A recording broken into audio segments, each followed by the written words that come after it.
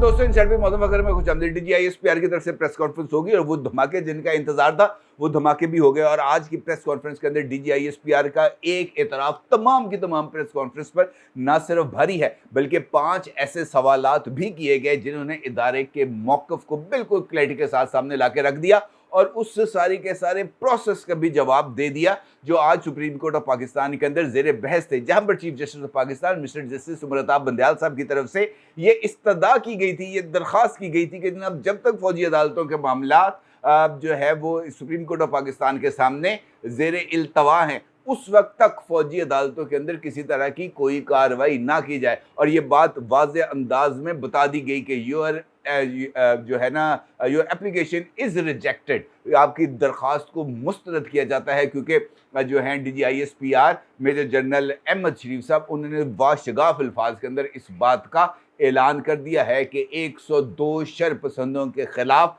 जो ट्रायल है वो फौजी अदालतों में जारी है, मिलिट्री कोर्ट्स के अंदर उनकी सुनवाई जारी है। और उन्होंने ये बात भी कह दी है कि जनाब ये जो बातें की जा रही हैं ना कि एवं चले गए थे चुप के ले आए, इस तरह का कोई मामला नहीं है। पूरे के पूरे प्रोसेस को कानूनी अंदाज में मुकम्मल करने के बाद इंसदाद दहशतगर्दी की अदालतों ने जब इस बात को देख लिया, तय कर लिया कि जनाब इस मामले की जो समाअत है वो फौजी अदालतों में होनी चाहिए, तो उसके बाद ही ये केसेस को फौजी अदालतों में रेफ़र किया गया। और सबसे इम्पॉर्टेंट 9 मई के वाक़यात में मुलव्वस अफराद के ख़िलाफ़ कार्रवाई और ख़ास तौर पर वो तमाम अफराद जिनका ताल्लुक़ इदारे से है वो दानिस्ता या नादानिस्ता तौर पर इस पूरे के पूरे प्रोसेस के अंदर हिस्सा शामिल हो गए, उनको जो है इंज़बाती कार्रवाई का सामना करना पड़ा है। और जो है जनरल अहमद शरीफ साहब उन्होंने इस बात का एतराफ़ किया है कि एक लेफ्टिनेंट जनरल 3 उनके साथ दीगर अफसरान को मुलाजमत से बरतरफ कर दिया गया है, उनको उहदों से हटा दिया गया है, जबकि 3 मेजर जनरल और 7 ब्रिगेडियर्स समेत दीगर अफसरान के ख़िलाफ़ कार्रवाई जारी है। तो इसका मतलब ये है कि मेरी नज़र में ऑल्दो कि उनका ये कहना है कि जनाब हमने सिक्योरिटी के अंदर गफलत और इस तरह के इल्ज़ामात के तहत उनके ऊपर कार्रवाई की, जबकि मेरी इस वक्त भी स्टेटेड राय यही है कि ये वो तमाम अफसरान थे जिन्होंने 9 मई के वाक़यात की आड़ में एक और खेल खेलने की कोशिश की थी, किसी तरह की कोई कूप डेवलप करने की कोशिश की थी जो नाकाम हो गई। और उस हवाले से बहुत ही ज़्यादा एविडेंसेस चूँकि इदारे के पास मौजूद थे, लिहाजा उन्होंने इसको बिल्कुल जो है नज़रअंदाज नहीं किया और उन्होंने उन एविडेंसेस की बुनियाद पर इन तमाम अफराद के ख़िलाफ़ कार्रवाई की। और ख़ास तौर पर एक ऐसी शख्सियत के ख़िलाफ़ भी कार्रवाई की गई है जो जनाब chief justice of Pakistan mister justice Umar Bandial साहब के साथ भी बड़ा करीबी ताल्लुक़ रखते हैं। और वो 9 मई को उन्होंने जाकर उमर बंदयाल साहब के एक अज़ीज़ के हाँ में घर जाकर उन्होंने पनाह हासिल की थी। तो इस तरह की भी कुछ चीज़ें चल रही हैं। इसका मतलब ये है कि ये जो पैगाम है ये वो कहते हैं ना कि साफ छुपते भी नहीं, सामने आते भी नहीं। ये फ़ौज ने सामने आकर बराह रास्त ये बात कह भी दी है और नहीं भी कही कि जनाब हमें भी पता है कि मरकज़ी मुल्ज़िम कौन है, हमें इस बात का भी पता है कि सहूलतकार कौन हैं और हमें इस बात का भी अंदाज़ा है कि इस वक्त भी सहूलतकारी कौन कर रहा है। तो इसका मतलब ये है कि message is loud and clear. और आज की प्रेस कॉन्फ्रेंस में मेरे नज़दीक जो एक वाज़ेह तासुर मिल रहा है वो इमरान खान साहब के लिए एक वाज़ेह पैगाम है कि जनाब अब आपके लिए सिर्फ़ और सिर्फ दुआ ही की जा सकती है, क्योंकि जिस खेल के अंदर आप आ गए हैं उस खेल के अंदर आपके पास जितने भी ऑप्शंस थे, जितने भी लाइफ लाइन्स थी वो आप इस्तेमाल कर चुके हैं। और उसके बाद वो जो हतमी रेड लाइन थी वो भी अब आपने क्रॉस कर ली है। और क्रिकेटिंग टर्म के अंदर हमारे दोस्त हैं जाहिद आबिद साहब, उन्होंने एक बड़ा ज़बरदस्त जुमला आज की प्रेस कॉन्फ्रेंस के बाद बोला और उनका ये कहना था कि जनाब खिलाड़ी जितना मर्जी अच्छा परफॉर्म कर रहा हो, पूरे का पूरा स्टेडियम ही क्यों ना खिलाड़ी के साथ मौजूद हो, लेकिन अगर अंपायर आउट करार दे दे, अगर अंपायर उंगली जो है वो खड़ी कर दे, तो उसके बाद पूरे का पूरा स्टेडियम भी अगर दुम पे खड़ा हो जाए, अपनी अपनी दुमों को आग लगा दे, तब भी वो खिलाड़ी को वापस अंपायर पिच के ऊपर खेलने के लिए नहीं बुलाता। और आज अंपायर ने वाज़ेह तौर पर यह ऐलान कर दिया कि भावें तू जो मर्जी कर ले, अब आपकी जनाब इस गेम के अंदर एंट्री नामुमकिन है। और ये बात बहुत ही वाज़ेह है। जबकि आज की प्रेस कॉन्फ्रेंस के अंदर जो दीगर मेरी नज़र के अंदर जो इम्पोर्टेंट पहलू थे वो इस बात की तरफ इशारा कर रहे थे जो सवालात वहाँ पर पहुँचे, और जिस तरह मैंने आपसे गुजारिश की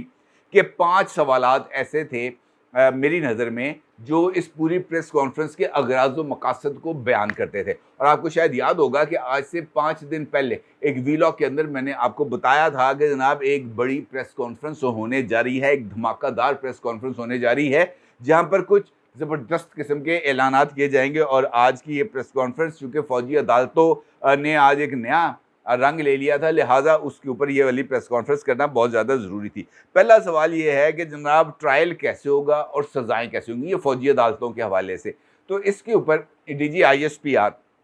मेजर जनरल अहमद शरीफ साहब का ये कहना है कि जनाब ये तो मामला ऑलरेडी प्रेजुडिस है, सुप्रीम कोर्ट ऑफ पाकिस्तान में चल रहा है, लेकिन इस वक्त भी उन्होंने कहा कि मैं आपको बड़ी वजाहत के साथ ये बयान कर रहा हूँ कि 9 मई से पहले भी 17 मिलिट्री कोर्ट्स काम कर रहे हैं, और ये आज से नहीं है, ये जो है तवील अरसे से, दहाइयों से वहाँ पर काम कर रहे हैं। और इन कोर्ट्स के अंदर, इन 17 मिलिट्री कोर्ट्स के अंदर 102 शरपसंदों के जो केसेस हैं वो ज़ेर समात हैं। उन्होंने इस बात का भी जिक्र किया कि ये जो इंसदाद दहशत गर्दी की अदालतें हैं और वहाँ पर जो मौजूद जज साहिबान हैं, उन्होंने सबूत देखने के बाद कानून के मुताबिक इन केसेस को मिलिट्री कोर्ट्स में रेफ़र किया। और उनका ये भी कहना है कि मुल्ज़मान को तमाम तर हकूक़ हासिल हैं, वो जो हैं सिविल वकील कर सकते हैं, और अगर मिलिट्री कोर्ट्स का फ़ैसला उनके ख़िलाफ़ आता है, उनको मिलिट्री कोर्ट सज़ा देती है, तो वो इस सज़ा के ऊपर अपील भी कर सकते हैं हाई कोर्ट में और सुप्रीम कोर्ट में। और फिर उनका ये भी कहना है कि ये जो मिलिट्री कोर्ट्स का ऑप्शन है, ये आइन और कानून में कई दहाइयों से मौजूद है, और सैकड़ों हज़ारों केसेस मिलिट्री कोर्ट्स के अंदर ना सिर्फ सुने जा चुके हैं बल्कि उसमें सज़ाएँ भी दी जा चुकी हैं। और ये बात भी हामिद मीर साहब ने 1-2 दिन पहले अपने टॉक शो के अंदर वो डिटेल्स बताई थी कि सिर्फ इमरान खान साहब के दौर के अंदर तकरीबन 4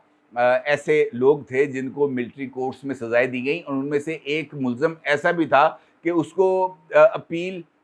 जो है ना, अपील पे जाने से पहले ही उसको सज़ा दे दी गई, या शायद उसने अपील के ऑप्शन को इस्तेमाल नहीं किया तो उसको सज़ा मिल गई, यानी उसको टूंक दिया गया। दूसरा सवाल, और ये सवाल हमारे दोस्त हबीब अकरम साहब के चैनल सुनो TV की रिपोर्टर थी, उनकी तरफ से किया गया, और उन्होंने पूछा मेजर जनरल जो है अहमद शरीफ साहब से, उन्होंने कहा जनाब क्या 9 मई का, मतलब सवाल का मफहूम मैं आपको बता रहा हूँ कि ये तासुर दिया जा रहा है कि 9 मई का जो वाक़यात थे ये फॉल्स फ्लैग ऑपरेशन था, यानी ये एक ऐसा ढकोसला था जो घड़ा गया, एक ऐसा ड्रामा था जो स्टेज किया गया, और उस ड्रामे के नतीजे में इमरान खान साहब और उनकी जमात को निशाना बनाना मकसूद था। तो इसके जवाब में डीजी ISPR का ये कहना था कि इससे ज़्यादा शर्मनाक और घटिया इल्ज़ाम कोई हो ही नहीं सकता। ये उन लोगों के साजिशी ज़हन की अक्कासी करता है जो हकीकत में 9 मई के मंसूबा साज हैं, यानी इमरान खान। और इस मौके पर उन्होंने बताया कि जनाब क्या हम अपने ही शोहदा की यादगारों को जलाएंगे,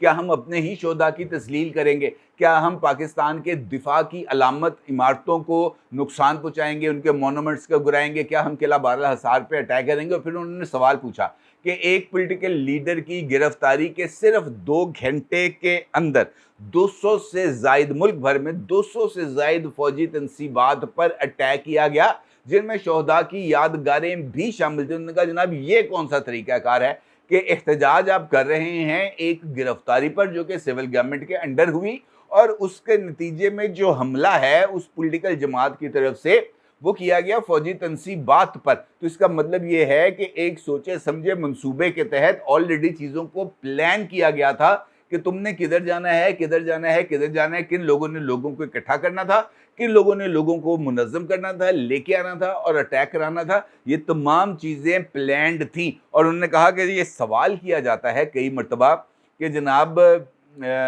ये जो आपने अपने इदारे के अंदर कार्रवाई तो कर ली, यानी ये जो लेफ्टिनेंट जनरल साहब थे इनको, यानी ये जो उस वक्त के कोर कमांडर लाहौर थे सलमान फयाज गनी साहब, इनको मुलाजमत से बरतरफ कर दिया गया है, और उनके साथ साथ दीगर 3 अफसरान को भी मुलाजमत से बरतरफ कर दिया गया है। 3 मेजर जनरल, 7 ब्रिगेडियर्स के ख़िलाफ़ ऑलरेडी कार्रवाई हो रही है। तो इसका मतलब ये है कि इन लोगों के ख़िलाफ़ कार्रवाई अगर आप कर रहे हैं तो ये कार्रवाई क्यों कर रहे हैं? क्योंकि ये अगर ये फॉल्स फ्लैग ऑपरेशन नहीं था तो इसके ऊपर उनका ये कहना था, जो है जनरल साहब बाबर इफ्तिखार, ये सॉरी अहमद शरीफ साहब, उनका ये कहना था कि जनाब ये वाली जो चीज़ें हैं ये तवील अरसे से चल रही थी। 9 मई की मनसूबाबंदी कई महीने से चल रही थी और उसका बुनियादी मकसद ये था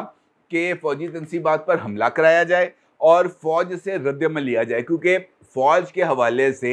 एक नफ़रत अंगेज़ बयानिया तश्कील भी दिया गया था और मासूम जहनों के अंदर फ़ौज से नफ़रत पर मबनी मवाद भर भी दिया गया था। लिहाजा उस सिचुएशन के अंदर अगर फ़ौज की तरफ से रद्दअमल आता तो वो एक बहुत ही ज़्यादा धमाका खेज़ हो सकता था और इस सिचुएशन को बहुत ही ज़्यादा ख़राब कर सकता था। लिहाजा फ़ौज ने रिस्ट्रेन किया और किसी तरीके से कोई जवाब नहीं दिया ताकि ये आग और ना फैले। अलबत्ता GHQ हो या जिना हाउस हो, ये वो ऐसी जगह हैं जहाँ के अपने एक सिक्योरिटी प्रोटोकॉल्स हैं और इन प्रोटोकॉल्स पर अमल दरामद क्यों नहीं किया गया। लिहाजा ये जो हाई प्रोफाइल 2 इंक्वायरीज थी ये इनिशिएट की गई और फिर इनके नतीजे में इन अफसरान के खिलाफ कार्रवाई की गई। उन्होंने कहा जी ये कोई तवक्को नहीं करता था कि एक सियासी पार्टी अपने ही मुल्क की फ़ौज पर हमला आवर हो जाएगी। सबसे इम्पोर्टेंट सवाल जो पूछा गया मेरी नज़र में 5वां सवाल है, वो पूछा गया जनाब मेजर जनरल अहमद शरीफ साहब से कि हमने बार बार इस प्रेस ब्रीफिंग में भी और इससे पहले भी ये बात सुनी है कि जनाब मास्टरमाइंड्स और सहूलतकारों को नहीं छोड़ा जाएगा। आपका ये भी मानना है कि जनाब हमारे पास सबूत भी मौजूद हैं, आपका ये भी कहना है कि हमारे पास ऐसे नाकाबिले तरदीद एविडेंसेस हैं जिनकी बिना पर हम इस बात का तयन कर सकते हैं कि ये सारे का सारा माहौल जो है वो तश्कील दिया गया। तो आप उस मास्टरमाइंड और उस सहूलतकार का नाम क्यों नहीं लेते? तो बड़ा वैलिड क्वेश्चन है कि जनाब आप ये कहते हैं कि इशारे जिस तरफ जा रहे हैं आप नाम बंदे का खुद लें। यही है ना बात कि आप ये बताते हैं कि लोगों की ज़हन साजी की गई, आप ये बताते हैं कि लोगों के जहनों को घड़ा गया, उनको फ़ौज के खिलाफ बयानिए पर उनको बनाया गया, एक नफ़रत अंगेज़ माहौल क्रिएट किया गया। तो किसने किया? अगर आप ये कह रहे हैं कि सब कुछ हुआ तो फिर उस बंदे का नाम लेके जनाब फ़लाँ ने किया। आप जब ये कहते हैं कि एक सियासी पार्टी, तो इशारा पता चल जाता था कि एक सियासी पार्टी है पाकिस्तान तहरीक-ए-इंसाफ जिसने वो जहन गंदा किया, उसका नाम है इमरान खान। लेकिन आप उसका नाम नहीं ले रहे, इसकी वजह ये है कि आप शायद जानबूझकर ये नाम नहीं लेना चाहते कि कल को अगर हमें दोबारा भी उस तरफ रुजू करना पड़े तो शायद हमारे पास किसी तरह की कोई गुंजाइश रह जाए। मेरा ख्याल है कि ये सिर्फ एक ऐसा ही मकसद था। अलबत्ता जो है अहमद शरीफ साहब, उनका ये कहना था इस सवाल के जवाब में कि मास्टरमाइंड कौन है, उनका ये कहना था कि अभी तक इसके बारे में कोई राय देना कबल वक्त है। अलबत्ता ये वही लोग होंगे जो फ़ौज के ख़िलाफ़ बयानिया बना रहे थे, ये वही लोग हैं जो फ़ौज पर पेट्रोल बम मार रहे थे, ये वही मास्टरमाइंड हैं जो अब आपके सामने आया हैं। और उन्होंने ये बात बड़ी कैटेगरिकली की कि जब तक 9 मई के वाक़यात में मुलव्वस अफराद, उनके सहूलतकार, उनके मनसूबा साज़ों को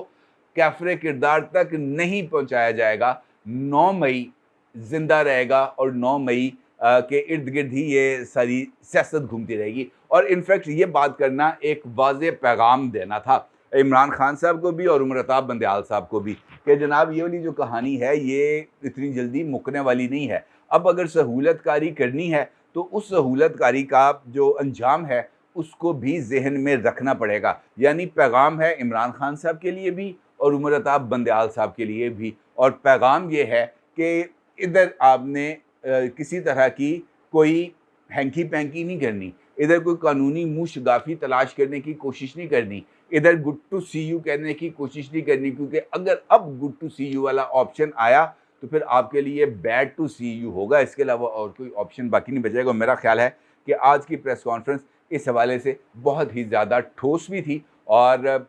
जो अपने मकासद थे उस में बहुत हद तक वाज़ेह भी थी। अपनी राय का ज़रूर इज़हार कीजिएगा। आपका बहुत शुक्रिया। अल्लाह हाफ़िज़।